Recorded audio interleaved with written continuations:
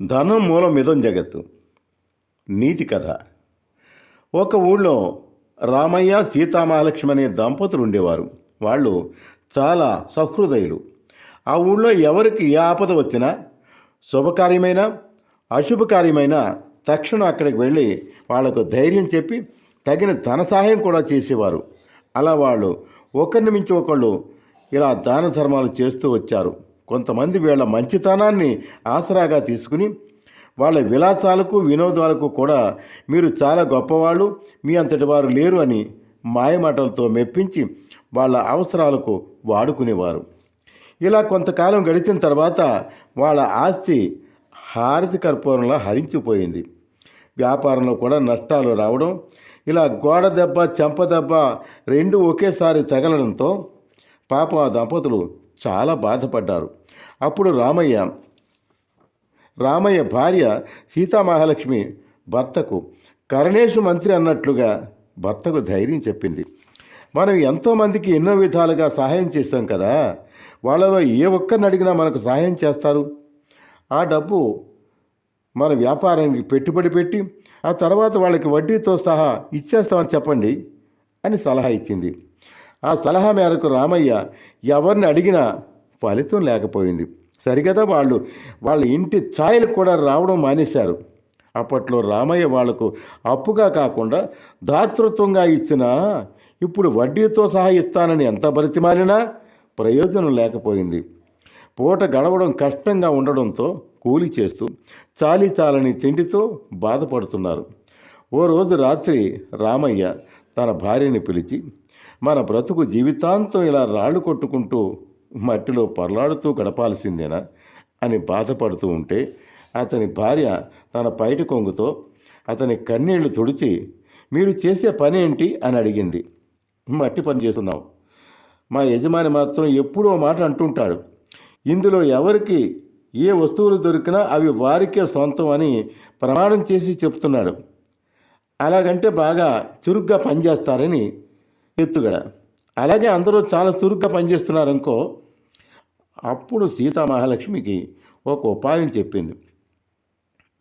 వాళ్ళ ఇంట్లోని బాగా పాత బిందులు 2 తెప్పించింది. వాటిని పెంకు మొక్కలు రాళ్ళు రప్పలతో నింపి పసుపు గుడ్డ దిట్టంగా కట్టి బిందె ప్రక్కన, ఇవి లంకెల బిందెలు, వీటిని దొరికిన సంవత్సరం వరకు తెరవటానికి వీల్లేదు. అలా కాదని ఎవరు తెరిస్తే వారు వెంటనే రక్తం కక్కుని చస్తారు అని వ్రాశారు. అర్ధరాత్రి వేళ భార్యాభర్తలిద్దరూ రామయ్య పనిచేసే బంటా దగ్గర పాతి పెట్టేశారు ఆ 2 బిందులు. మర్నాడు పనిలోకి వెళ్ళాక యజమాని రోజు పాడే పాటే ఆ రోజు ఇంకా గట్టిగా పాడుతున్నాడు. ఎవరికి దొరికినవి వాళ్ళవేనని. కాసేపటికల్లా రామయ్య బంటాలో లంకెల బిందులు దొరికాయని పెద్ద అలజడి రేగింది. అప్పుడు అందరూ రామయ్యని పొగిడేవాళ్లే. మీరు ఎంతోమందికి సహాయం చేశారు, ఆ పుణ్యానికి భగవంతుడు మిమ్మల్ని ఈ రకంగా అనుగ్రహించాడు కాబోలు అని. అప్పుడు ఆ బిందెలు పరిశీలనగా చూస్తే వీటిని దొరికిన సంవత్సరం వరకు తెరవకూడదని, అలా కాదని తెరిచిన వాడు వెంటనే రక్తం కక్కుని చస్తారని వ్రాసి ఉంది. ఇక రామయ్య ఇల్లు మునుపట్ల చుట్టాలతో స్నేహితులతో కిటకిటలాడింది.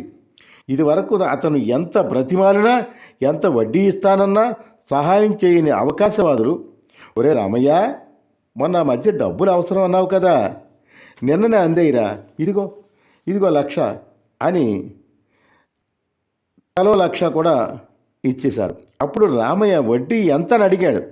ఏరా రామయ్య, మనలో మనకి వడ్డీ ఏంటి, రేపు నీ దగ్గర ఉంటే మేము తీసుకోవా, ఇలాగే ఉండిపోతామా ఏంటి, ఆ మాటకొస్తే నువ్వు ఎన్నిసార్లు మాకు ఇవ్వలేదు, కనీసం అసలు కూడా ఇవ్వలేదు మేము అన్నారు.